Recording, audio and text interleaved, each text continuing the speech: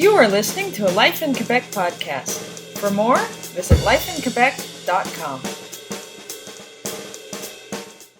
Hello, this is Farnell Morissette with lifeinquebec.com. I'm here with Andrew Greenfield. Hello.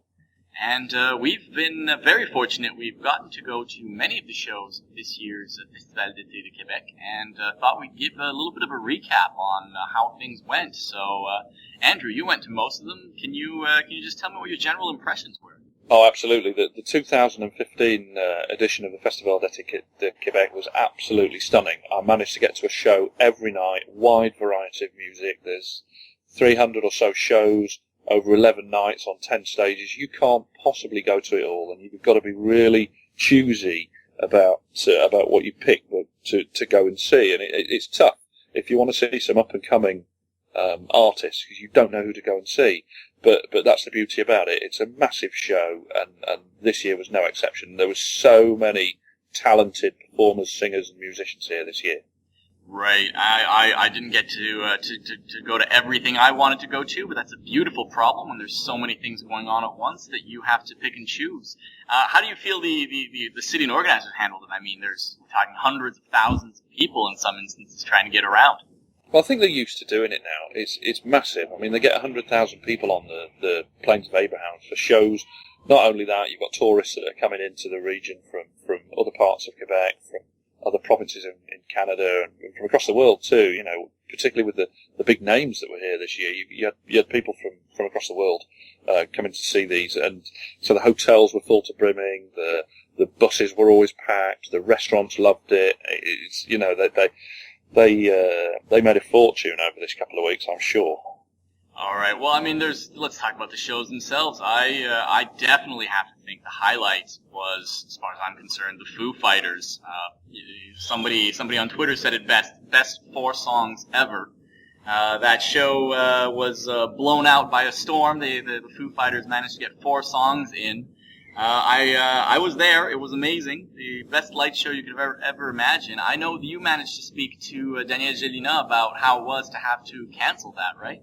Yes, I did. I managed to get a couple of questions off to him this morning at the wrap-up press conference, and this is what he had to say. Danielle, can you tell me what was going through your mind when you had to tell the crowd that the Foo Fighters gig was cut short? It was, a very difficult moment for me, but in the same time, we had to do it. I went on the stage, and I knew at that moment that it's the right thing to do. It's the only thing that's for the security of for security, for everything, But because we had a lot of discussions just before between the tour manager and the band and us, and with the radar and the precipitations and everything, gave us, all the information, And the crowd's reaction, could you have wished for it to go any better once you'd given the bad news out? That was bad news for everybody. They are not very happy about that, for sure. But at least, everybody goes out of the venue, very cool, and everybody said, okay, this is no choice. It's that. And I said, just next time maybe, just we have to have the hope to do again the show. Do you think they'll come back? Have you approached them about them coming back? I know that Louis had some discussion with the band, in the days after the show, but we don't know presently, exactly what will going on with the band next year, because they have to be available in our dates. Yes. But Glastonbury has been cancelled, also, and that's at the end of May, and it's in Europe, and never knows, Glastonbury is a very important festival in Europe, and we are, I think so, one of the famous musical festivals in North America. We will work on that, but it's not sure. So that was you and Daniel Gelina, who's the president of the Festival d'été, on what was obviously a very hard moment for him. What about you, Andrew? What do you think was the highlight of this year's festival? Oh, no question. Rolling Stones. Just I have goosebumps now just thinking about how good it was from start to finish. The Plains was absolutely rammed full. 100,000 people on there going absolutely nuts. It was one massive party, and the Rolling Stones did not disappoint. They played to 100,000 people. It's actually something they don't do very often. They play to stadiums of 40 and 50,000 people, so it's rare for them to play in front of that many people. They clearly thrived off it, you could see, but they were, consummate professionals, and they really put on a show. It was awesome. And I go as far as saying it's the best show I have ever seen in my entire life. It was just stunning. And while we're on that highlight, you did also speak to Danny and Janina about what it's like, and I mean how much work it must have gone into getting the Stones. Is that right? I did. I put that question to him this morning, and the response that he gave me was surprising. Have a listen here. We don't convince the Rolling Stones. They called us. Okay. And last September, we worked in the past with Roger Waters, who worked with the Rolling Stone, and he called us and he just asked us, Rolling Stones want to do several dates in North America for the next summer.